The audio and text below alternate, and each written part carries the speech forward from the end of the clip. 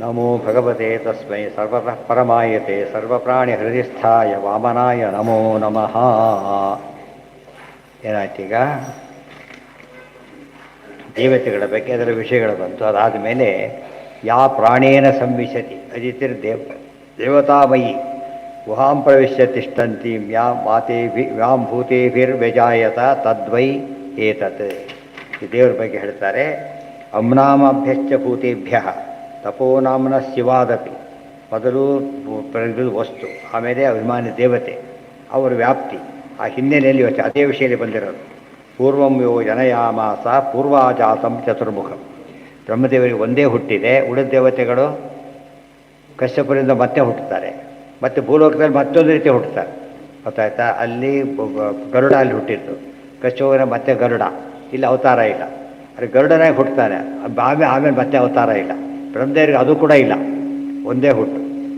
ಆಮೇಲೆ ಇನ್ನೊಬ್ಬರು ಇದ್ದಾರೆ, ಅಲ್ಲಿ ಕಶ್ಯಪರಿಂದ ಹುಟ್ಟುತ್ತಾರೆ, ಆ ಕಶ್ಯಪನೇ ಮತ್ತೆ ಹುಡ್ತಾರೆ. ಏನಾಗಿ? ಕಶ್ಯಪ ಯಾರು? ವಸುದೇವ.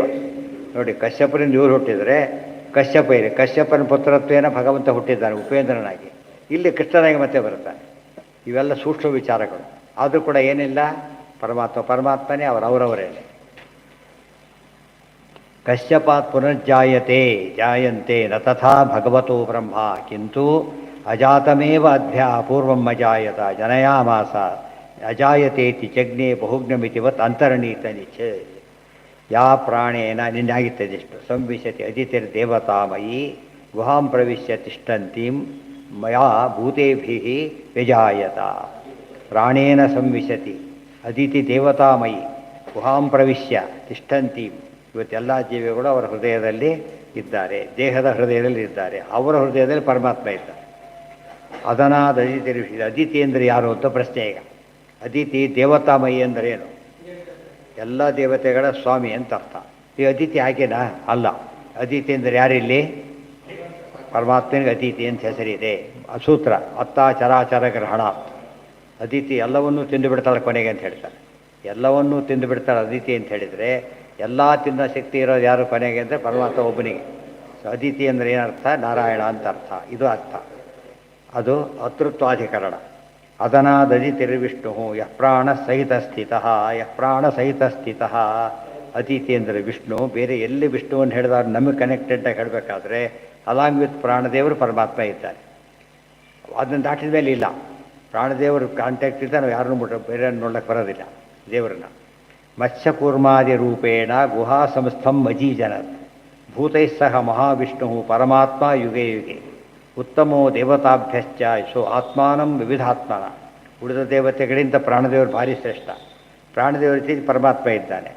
ಮತ್ಸ್ಯಕೂರ್ಮಾದಿ ರೂಪೇಣ ಗುಹಾ ಸಂಸ್ಥಂ ಅಜೀಜನತ್. ಪರಮಾತ್ಮ ಮತ್ಸ್ಯಕೂರ ರೂಪಿದ್ದಾನಲ್ಲ, ಗುಹಾ ಸಂಸ್ಥಂ ಅಂದ್ರೇನು? ಹೃದಯ ಗುಹೆಯಲ್ಲಿ ಪರಮಾತ್ಮ ಇದ್ದಾನೆ. ಆತ ಎಲ್ಲ ರೂಪಗಳು ಆತನಿಗಿದೆ, ಎಲ್ಲರಿಗೂ ತಿಳಿಯೋದಲ್ಲೇ ಇದು ಒಂದು. ವಾಯುದೇವರಿಂದ ತಿಳ್ಕೋಬೇಕಷ್ಟೆ. ಭೂತೈಃ ಸಹ ಮಹಾವಿಷ್ಣು ಪರಮಾತ್ಮ ಯುಗೆ ಯುಗೆ.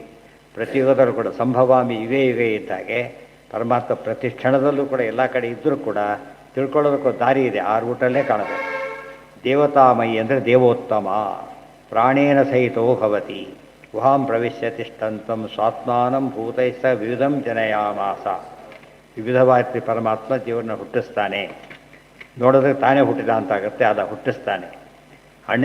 ಅರಣ್ಯೋರ್ನಿಹಿತೋ ಜಾತವೇದ ಗರ್ಭ ಇವ ಸುಭೃತೋ ಗರ್ಭಿಣೀಭಿ ದಿವೇ ದಿವೇ ಈಡ್ಡೆ ಜಾಗೃವದ್ಭಿ ಹವಿಷ್ಮದ್ಭಿ ಮನುಷ್ಯೇಭಿ ಅಗ್ನಿ. ಅರಣ್ಯೋ ವಿನಿಹತಃ ಜಾತವೇದಾ. ಜಾತವೇದ ಅಂದರೆ ಯಾರು? ಅಗ್ನಿ. ಅರಣ್ಯ ಅಂದರೆ ಎರಡು ಅರಣ್ಯಗಳು ಅದರಲ್ಲಿ ಇದೆ. ಆದರೆ ಗರ್ಭ ಇವ ಸುಭೃತೋ ಗರ್ಭಿಣೀಭಿ. ಮಗು ಇರೋದು ಕಾಣೋದಿಲ್ಲ, ಗರ್ಭಿಣಿಯಲ್ಲಿ ಮಗು ಯಾಕೆ ಕಾಣೋದಿಲ್ವ ಹಾಗೆ ಅಗ್ನಿ ಒಳಗೆ, ಅರಣ್ಯೊಳಗೆ ಅಗ್ನಿ ಇದೆ, ಕಾಣಿಸೋದಿಲ್ಲ ಅದು. ಗೊತ್ತಾಯ್ತಾ? ಅದಕ್ಕೆ ಕೆಲವು ಗುರುತಿರುತ್ತೆ. ಗರ್ಭಿಣಿ ಗುರುತಿಸಕ್ಕೆ ಕೆಲವು ಗುರುತಿರುತ್ತೆ. ಅಗ್ನಿ ಗುರುತಿಸ್ಬೇಕಾದ್ರೆ ವ್ಯವಸ್ಥೆ ಇದೆ. ನಿವೇ ದಿವೇ ಈಡ್ಡೆ ಭಗ ಜಾಗೃವದ್ಭಿ ಅವಿಷ್ಪದ್ಭಿ ಮನುಷ್ಯೇಭಿರಗ್ನಿ ಅಂತ ಅಗ್ನಿನ ಅರ್ಥ ಮಾಡಿಕೊಂಡು ಹಾಕಬೇಕು. ಸರ್ವಜ್ಞೋ ಭಗವಾನ್ ವಿಷ್ಣು ಅರಣ್ಯೋ ಗುರುಶಿಷ್ಯಯೋ. ಅದಿಷ್ಟು ಕೂಡ ಇದು ಮುಂಡಿಗೆ ಅಂತೀವಲ್ಲ ಹಾಗೆ. ಏನು ಮುಂಡಿಗೆ ಇದು? ಎರಡು ಅರಣ್ಯಂತೆ ಅಗ್ನಿಯಂತೆ ತಿಳ್ಕೋಬೇಕು ಅಂತ ಕೇಳಿದರೆ ಅದರ ಅಂತರಾರ್ಥ ಹೀಗೆ ಅಂತ ಹೇಳ್ತಾರೆ. ಒಳಗಿನ ಅರ್ಥ ಏನು? ಸರ್ವಜ್ಞೋ ಭಗವಾನ್ ವಿಷ್ಣು ಅರಣ್ಯೋ ಗುರು ಶಿಷ್ಯಯೋ ಗುರು ಶಿಷ್ಯರೇ ಅರಣ್ಯಗಳು, ಜ್ಞಾನವೇ ಅಗ್ನಿ. ಗುರು ಶಿಷ್ಯರು ಅರಣ್ಯಗಳು, ಜ್ಞಾನವೇ ಅಗ್ನಿ. ಆದರೆ ಎರಡು ಅರಣ್ಯ ಜೊತೆಗಿಟ್ಟರೆ ಬರೋದಿಲ್ಲ. ಏನು ಮಾಡಬೇಕು? ಉಜ್ಜಬೇಕು. ಪ್ರವಚನಂ ಸಂಧಾನಂ ತೈತರಿಯಲ್ಲಿ ಹೇಳ್ತಾರೆ. ಆ ಕಾಂಟ್ಯಾಕ್ಟ್ ಹೇಗೆ ಮಾಡಬೇಕು ಅಂದರೆ ಪಾಠ ಪ್ರವಚನದ ಮೂಲಕ ಲಿಂಕ್ ಸಿಗಬೇಕು.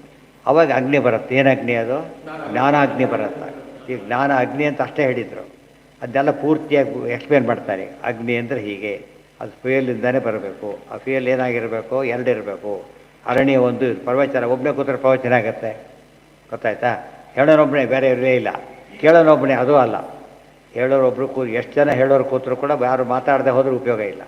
ಎಷ್ಟು ಜನ ಕೇಳೋರಿದ್ದರೂ ಕೂಡ ಕಿವಿ ಕೊಡದೆ ಹೋದರೆ ಕೇಳೋಕ್ಕಾಗೋದಿಲ್ಲ. 1 to 1 ಇದ್ದರೂ ಆಯಿತು. ಇಬ್ಬರು ಸಹನವು ಅವತ್ತು, ಇದು ಸಹನ ಅವತ್ತು ಅದೇ ಹೇಳಿರೋದು. ಸಹನವು ನಮ್ಮಿಬ್ಬರು ದೇವರು ಕಾಪಾಡಲಿ, ಗುರು ಶಿಷ್ಯರಿಬ್ಬರನ್ನೂ ಕಾಪಾಡಲಿ ಅಂತಲೇ ಶಾಂತಿ ಮಂತ್ರ ಶುರುವಾದ. ಇಬ್ಬರನ್ನೂ ಕಾಪಾಡಬೇಕು. ಅದಕ್ಕೆ ಜ್ಞಾನಾಗ್ನಿ ಬರಬೇಕಾಗ. ಅದಕ್ಕೆ ಜ್ಞಾನಾಗ್ನಿ ಸುಮ್ಮನೆ ಬರೋದಿಲ್ಲ, ಅದನ್ನು ಚೆನ್ನಾಗಿ ಮಥನ ಮಾಡಬೇಕು. ಆ ಮಥನ ಕ್ರಿಯೆ ಇದ್ದಾಗ ಪಾಠ ಪ್ರವಚನ ಇದೆ. ಅದು ಮಾಡ್ತಾ ಜ್ಞಾನ ಯಾವಾಗಲೂ ಏನಾಗಿರುತ್ತೆ? ಅದು ಉಳಿದಿರುತ್ತೆ. ನಿಲ್ಲಿಸಿದ ತಕ್ಷಣ ಏನಾಗುತ್ತಾಗಲೇ ಹೋಗ್ಬಿಡುತ್ತೆ. ಆದ್ದರಿಂದ ಎಂದು ಆರದಂತೆ ನೋಡ್ಕೋಬೇಕದ. ಅಯತೇರಣ ಆಭ್ಯಾಮಿತ್ಕರಣಿ ಯತಶ್ಚೋದೇತಿ ಸೂರ್ಯೋ ಅಸ್ತಮ್ಯತ್ರ ಚ ಗಚ್ಚತಿ ತಂ ದೇವಾ ಸರ್ವೇ ಅರ್ಪಿತಾ ತದು ನಾತ್ಯೇತಿ ಕಶ್ಚನ ಏತದ್ವೈ ತತ್. ಬರುತ್ತೆ. ಏನು ಜ್ಞಾನ ಬರುತ್ತೆ ಅಂದರೆ ಹೇಳ್ತಾರೆ, ಸೂರ್ಯ ಹುಟ್ಟುತ್ತಾನಲ್ಲ ಯಾರಿಂದ? ಸೂರ್ಯ ಮುಳುಗ್ತಾನಲ್ಲ ಯಾರಿಂದ? ನಮ್ಮ ಸೂರ್ಯ ಹುಟ್ಟೋದ್ರೂ ಭಾರಿ ಕಷ್ಟ, ಮುಳುಗೋದ್ರೂ ಭಾರಿ ಕಷ್ಟ. ಹೇಗಿರಬೇಕು? ಬೇಕಾದ ಹುಟ್ಟಬೇಕು, ಬೇಡವಾದಾಗ ಹೋಗಬೇಕು. ನಮ್ಮ ಕೈಲಿಲ್ಲ ಅದು. ಗೊತ್ತಾಯ್ತಾ? ನಮ್ಮ ಕೈಲಿಲ್ಲ. ಅದಕ್ಕೇನು ಮಾಡಬೇಕು? ಯಾರ ಕೈಲಿದೆ? ದೇವ್ರ ಕೈಲಿದೆ. ಅವನೇ ದೇವರು. ಸೂರ್ಯನ ಹುಟ್ಟದಾನೆ, ಸೂರ್ಯ ಮುಳುಗ್ತಾನೆ. ನಮ್ಮ ರೋಲ್ ಇಲ್ಲ ಅಂತ ಗೊತ್ತಾಗಿದೆಯಲ್ಲ ಕಡೆ ಪಕ್ಷ. ನಮ್ಮ ಮಾತು ಕೇಳಿ ಬರ್ತಾನೆ ಅಂತ ಇದೆಯಾ ನಿಮಗೆ? ಆ ಭ್ರಮೆ ಅಂತೂ ಇಲ್ವಲ್ಲ. ಆದ್ದರಿಂದ ಅದನ್ನು ಮಾಡೋದು ಇದೇ. ಕರೆಂಟ್ ಹೋದ್ರೆ ಯಾವಾಗ ಬರುತ್ತೋ ಗೊತ್ತಿಲ್ಲ, ಬಂದರೆ ಯಾವಾಗ ಹೋಗುತ್ತೋ ಗೊತ್ತಿಲ್ಲ, ಯಾವಾಗ ಬರುತ್ತೋ ಗೊತ್ತಿಲ್ಲ ನಮಗೆ. ಯಾತಕ್ಕೆ? ನಮ್ಮ ಕಂಟ್ರೋಲ್ ಇಲ್ಲ ಅದು. ಅದೇ ರೀತಿ ನೀವು ಯಾವುದು ನಮ್ಮ ಕಂಟ್ರೋಲ್ ಇಲ್ಲ. ಆದ್ದರಿಂದ ಮಾಡೋದೊಂದು ಇರಬೇಕಲ್ಲ, ಅವನೇ ಪರಮಾತ್ಮ. ಅದಕ್ಕೆ ದೀಪ ಗೀಪ ಕೊಟ್ಟಾಗ ನಮಗೆ ಇದು ಅರ್ಥ ಆಗುತ್ತೆ, ಕರೆಂಟ್ ಆಫೀಸ್ ಅರ್ಥ ಆಗುತ್ತೆ. ಅದನ್ನು ಕೊಟ್ಟಾಗ ದೇವರು ಅರ್ಥ ಆಗ್ತಾರೆ. ಇದು ಉಳಿದವ್ರು ಯಾರು ಕೊಟ್ಟಿವಿ ಅಂತ ಕ್ಲೇಮ್ ಮಾಡೋರಿಲ್ಲ ಇದರಲ್ಲಿ. ಸುಭೃತ ಸ್ತೂಯತೆ ನಿತ್ಯಂ ಸರ್ವಜ್ಞೋ ಭಗವಾನ್ ವಿಷ್ಣು. ಅದಾಯ್ತಲ್ಲ. ಯತಶ್ಚೋದೇತಿ ಸೂರ್ಯೋ ಅಸ್ತಮ್ಯತ್ರ ಚ ಗಚ್ಚತಿ. ಯತ್ರ ಯತ್ರ ಅಂದರೆ ಯತಃ ಯತಃ ಅಂತ ಅರ್ಥ. ಯಾರಿಂದ ಸೂರ್ಯ ಹುಟ್ಟುತ್ತಾನೋ, ಯಾರಿಂದ ಸೂರ್ಯ ಮುಳುಗ್ತಾನೋ, ತಮ್ಮ ದೇವಾಹ ಸರ್ವೇ ಅರ್ಪಿತಾ ತದು ನಾತ್ಯೇತಿ ಕಷ್ಟ. ಎಲ್ಲ ದೇವತೆಗಳು ಒಬ್ಬ ಸೂರ್ಯನ ದೃಷ್ಟಾಂತ ಅಷ್ಟೇ ಇದು. ಎಲ್ಲ ದೇವತೆಗಳಿರೋದು ಹಾಗೇನೆ. ತದು ನಾತ್ಯೇತಿ ಕಶ್ಚನ. ಅವನ ಮೇಲಕ್ಕೆ ಯಾರಿಗೂ ಸಾಧ್ಯ ಇಲ್ಲ. ಏತದ್ವೈತತ್, ಅವನೇ ಪರಮಾತ್ಮ. ಸರ್ವತಂತ್ರ ಸ್ವತಂತ್ರ, ಇವರೆಲ್ಲ ಡಿಪೆಂಡೆಂಟ್ಸು. ಇವ್ರ ಮೇಲೆ ನಾವು ಡಿಪೆಂಡೆಂಟಿ. ಮತ್ತೆ ಎಲ್ಲ ತಾರತಮ್ಯ ಪೂರ್ತಿ ಅರ್ಥ ಆಗುತ್ತೆ. ದೇವ್ರನ್ನ ಹೀಗೆ ಅರ್ಥ ಮಾಡ್ಕೋಬೇಕು. ಸುಮ್ಮನೆ ಓದಿದ್ರೆ ಆ ಬಗಟ್ಟು ಬೇಗ ಕಾಣಿಸುತ್ತೆ. ಆಚಾರ್ಯ ಭಾಷ್ಯ ಓದಿದಾಗ ಯಾವುದಕ್ಕೇನು ಅರ್ಥ ಅಂತ ಸ್ಪಷ್ಟವಾಗೋದ್ರಿಂದ ಸಮಸ್ಯೆ ಬರೋದೇ ಇಲ್ಲ. ಯದೇವೇಹ ತದಮೂತ್ರ ಯದಮೂತ್ರ ತದನ್ವಿಹ ಮೃತ್ಯೋಸ್ತ ಮೃತ್ಯುಮಾಪ್ನೋತಿ ಯಹ್ಯ ನಾನೇವ ಪಶ್ಯತಿ. ಹಾಗಿದ್ದರೆ ದೇವರು ಅಲ್ಲಿ ದೇವರು ಇಲ್ಲಿ ದೇವರು ಅಂತ ಹೇಳ್ತೇವಲ್ಲ, ಅದು ಹೇಳಬೇಡಿ. ದೇವರು ಎಲ್ಲೇ ಇದ್ದರೂ ಏನೋ ಅನ್ನೋ ಪೂರ್ಣ. ಮತ್ತು ಆಕಾಶ ಯಾವ್ರಿಗೆ ಹೋದರೂ ಇದೇ ಆಕಾಶನೇ ಹೊರತು ಏನಿಲ್ಲ. ಆಕಾಶವನ್ನು ಪ್ಯಾಕ್ ಮಾಡ್ಕೊಂಡು ಯಾರು ಹೋಗೋದಿಲ್ಲ. ಗೊತ್ತಾಯ್ತಾ? ಅದೇ ರೀತಿಯೇ ಪರಮಾತ್ಮ ಎಲ್ಲ ಕಡೆ ಇದ್ದಾನೆ. ಅವನು ಭೇದ ಇಲ್ಲ. ಮೂಲ ರೂಪಕ್ಕೂ ಅವತಾರ ರೂಪಕ್ಕೂ, ಇಲ್ಲಿರೋ ರೂಪ ಅಲ್ಲಿರೋ ರೂಪ ಮೇಲಿನ ರೂಪ ಯಾವ ವ್ಯತ್ಯಾಸವೂ ಇಲ್ಲ. ವ್ಯತ್ಯಾಸ ಯಾರು ಮಾಡ್ತಾರಲ್ಲ ಅವನು ಹಾಳಾಗಿ ಹೋಗ್ತಾನೆ. ಮೃತ್ಯೋಸ್ತ ಮೃತ್ಯುಮಾಪ್ನೋತಿ ಏಹ ನಾನೇವ ಪಶ್ಯತಿ. ಅವನೇನು ಮಾಡ್ದ? ಕರೆಂಟ್ ಶಾಕ್ ಹೊಡಿತು, ಒದ್ದಾಡಿ ತೆಗೆದ, ಇನ್ನೊಂದು ಕಡೆ ಮುಟ್ಟಿದ, ಇಲ್ಲಿ ಹೊಡೀತಲ್ಲ ಅನ್ನೋದು, ಮತ್ತೆ ಹೊಡೀತು. ಅವನೇನು ತಿಳ್ಕೊಂಡ? ಇವತ್ತು ಹಾವಿದೆಯಪ್ಪ, ಹಾವು ಮುಖದಿಂದ ಕಚ್ಚುತ್ತಷ್ಟೇ, ಬೇರೆ ಕಡೆ ಹಾವು ಡೇಂಜರಸ್ ಅಲ್ಲ. ವಿಷ ಬಾಯಿಂದ ಬಿಡೋದು. ಅವಾಗೇನು ಮಾಡಬೇಕು? ಅಲ್ಲಿ ಕರೆಕ್ಟ್ ಹಿಡ್ಕೊಂಡ್ಬಿಟ್ರೆ ಏನಾಗೋದೆ. ಕೆಲವು ಚೇಳು ಬಾಯಿಂದ ಕಚ್ಚಲ್ಲ, ಬಾಲದಿಂದ ಕಚ್ಚುತ್ತಾರೆ. ದೇವ್ರು ಹೇಗಿಟ್ಟಿರ್ತಾರೆ ನೋಡಿ. ಬಾಯಿಂದ ಕಚ್ಚಿದ್ರೆ ಹಾವು, ಬಾಲದಿಂದ ಕಚ್ಚಿದ್ರೆ ಅದು ಚೇಳು. ದುರ್ಜನ ಎಲ್ಲ ಕಡೆ ಕಚ್ತಾರೆ. ದುಷ್ಟರಿದ್ದಾರಲ್ಲ ಎಲ್ಲ ಕಡೆ ಕಚ್ತಾರೆ ಅಂತ ಹೇಳ್ತಾರೆ. ಮೈಯೆಲ್ಲ ವಿಷ ಅವನಿಗೆ. ಆದ್ದರಿಂದ ಹುಷಾರಾಗಿರಿ. ಅರ್ಥ ಆಯ್ತಾ? ಮೈಯೆಲ್ಲ ವಿಷ ಅವನಿಗೆ ಆಗೋ, ಮೈಯೆಲ್ಲ ಜ್ಞಾನಾನಂದ ಪರಮಾತ್ಮನಿಗೆ. ಆದ್ದರಿಂದ ದೇವರನ್ನು ಹೀಗೆ ಕಾಣಬೇಕೆ ಹೊರತು ಇದನ್ನು ಕಂಡಾಗ ಕಾಣಬಾರ್ದು. ಅದು ದೇವರು ಏನು ಮಾಡಿದ್ದಾನೆ? ಬಹುಚಿತ್ರ ಜಗತ್ ಬಹುಧಾ ಕಾರಣಾತ್ ಪರಶಕ್ತಿರ್ ಅನಂತ ಗುಣ ಪರಮಃ. ನೋಡಿ, ಒಂದೊಂದು ದೂರ ಇರೋಕ್ಕೆ ಮೆಥಡ್ ಇದೆ, ಆದರೆ ದೇವ್ರ ದೂರ ಇರೋ ಮೆಥಡ್ ಇಲ್ಲ ನಮಗೆ. ಎಲ್ಲ ಕಡೆ ಇದ್ದಾನೆ ದೇವರಾದ್ರಿಂದಾಗೇ. ಏನು ಉಪಾಯ? ಸರೆಂಡರ್ ಆಗಬೇಕೆ ಹೊರತು ಬೇರೆ ದಾರಿ ಇಲ್ಲ. ಗೊತ್ತಾಯ್ತು? ಏನು ಉಪಾಯ ಇಲ್ಲ ಅಂದ್ರೆ ಏನು ಮಾಡ್ತಾರೆ? ವೇಟ್ ಅಷ್ಟೇ. ಅದಕ್ಕೆ ದೇವ್ರ ಮಹಿಮೆ ಗೊತ್ತಾಗುತ್ತೆ. ದೇವ್ರ ರೀತಿ ಇಟ್ಟು ತೋರಿಸ್ತಾನೆ, ಏನೇನು ಮಾಡಬಲ್ಲೆ, ನಾನು ಹೇಗಿದ್ದೇನೆ. ಏನೂ ಮಾಡ್ಲಿಕ್ಕೆ ಎಲ್ಲ ಏನು ಬೇಕಾದ್ರು ಮಾಡೋಕ್ಕೆ ಬರೋನು ಮಾತ್ರ ಹಾಗೆ ಮಾಡಬಲ್ಲ. ದೇವ್ರು ಹಾಗೆ ಮಾಡೋಕ್ಕೆ ಆಗ್ತಿದ್ದಿಲ್ಲ ಹೋದರೆ. ಅದರಿಂದ ದೇವ್ರು ಹೀಗಿದ್ದಾರೆ. ಜಗತ್ತಿನಲ್ಲಿ ಹೇಗೆ ಒಂದು ಉತ್ತರ ಅದು. ಈಗ ಹಾಲಿದೆ, ಕೆಲವು ಒಂದೊಂದು ಕಡೆ ಬಣ್ಣ ಬರುತ್ತೆ. ಮಾವಿನ ಹಣ್ಣೆ ಬಣ್ಣ ಚೇಂಜ್ ಆಗೋದೆಲ್ಲ ಕಾಣ್ತೇವೆ. ಆ ಹಾಲು ಯಾವಾಗಲೂ ಹಾಲು ಒಂದೇ ಬಣ್ಣ, ಅದು ಚೇಂಜ್ ಇಲ್ಲೇ ಇಲ್ಲ. ಕರಿಬೇಕಾದ್ರೆ ಅಷ್ಟೇ, ಕಾಯಿಸಿದ್ರು ಅಷ್ಟೇ, ಆರಿಸಿದ್ರು ಅಷ್ಟೇ, ಒಂದೇ ಬಣ್ಣ ಇದೆ. ಅಲ್ಲಿ ಹಾಗಲ್ಲ, ಚೇಂಜ್ ಆಗ್ತಾ ಹೋಗುತ್ತೆ. ಎಷ್ಟು ವೆರೈಟಿ ಇಡ್ತಾರೆ. ಅದಕ್ಕೆ ಬಹುಚಿತ್ರ ಜಗತ್ ಬಹುಧಾ ಕನ್ನಡಾತ್ ಅಂತ ಕರೆದರು. ಹಣ್ಣುಗಡೆ ಸೀಡ್ದ ದ್ರಾಕ್ಷಿ ಅದು ತಿನ್ನೋ ಹಲಸಿನ ಹಣ್ಣು ಒಂದಕ್ಕೂ ಸಂಬಂಧನೇ ಇಲ್ಲ. ಗೊತ್ತಾಯ್ತಾ? ಎಷ್ಟು ಕಷ್ಟ ಅದು. ಅದು ಅದು ಕೊಡೆ ಯಾಕಾದ್ರೂ ಕೊಡೋದು ತಿನ್ನೋದೇ ಇರೋದೇ ವಾಸಿ ಅನ್ನಿಸ್ತು ಸಿಟ್ಟಾಗಿಬಿಡುತ್ತೆ. ಇದು ಹಾಗಲ್ಲ, ಒಂದೊಂದು ಇದಂತೂ ಮುಂದಿರ್ತಾರೆ. ಹಾಗೆ ದೇವರು ವೈಚಿತ್ರ್ಯ. ಅದು ಏನೂ ವೇಸ್ಟೇಜ್ ಇಲ್ಲ ಇದರೊಳಗೆ. ಅದರಲ್ಲಿ ಮೋರ್ ದೆನ್ 50% ವೇಸ್ಟೇಜ್ ಇರೋದು. ಆ ಸೈಜ್ಗೂ ತಲೆಗೂ ಅರ್ಥಾತ್ ಸಂಬಂಧ ಇರೋದಿಲ್ಲ. ಎಲ್ಲ ತೋರಿಸ್ತಾನೆ ಪರಮಾತ್ಮ. ಎಲ್ಲ ಕಡೆ ರುಚಿ ಇದಕ್ಕೆ, ಯಾವ ಆ್ಯಂಗಲ್ ತಿನ್ನಿಸಿ ಅದು ಹಾಗಲ್ಲ.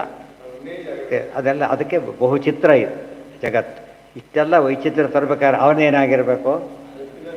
ಇನ್ಫೈನೆಟ್ಲಿ ಗ್ರೇಟ್ ಇರಬೇಕು. ಸ್ವಲ್ಪ ಎಷ್ಟು ಗ್ರೇಟ್ ಇದ್ದರೆ ಮಾಡೋಕ್ಕೆ ಬರೋದ, ಇನ್ಫೈನೆಟ್ಲಿ ಗ್ರೇಟ್ ಇರಬೇಕು. ಅದಕ್ಕೆ ದೇವರು ಹಾಕಿದ್ದಾನೆ. ದೃಷ್ಟಾಂತ ಕೊಟ್ಟೆಲ್ಲ ಹೇಳ್ತಾರೆ. ನಾಳೆ ಕಂಟಿನ್ಯೂ. ಸರ್ವೇಂದ್ರಿಯ ಪ್ರೇರಕೇಣ ಶ್ರೀ ಪ್ರಾಣಪತಿ ನೇರಿತ ಯದವೋಚಮಹಂ ತೇನ ಪ್ರಿಯತಾಂ ಕಮಲಾಲಯ ಆನಂದ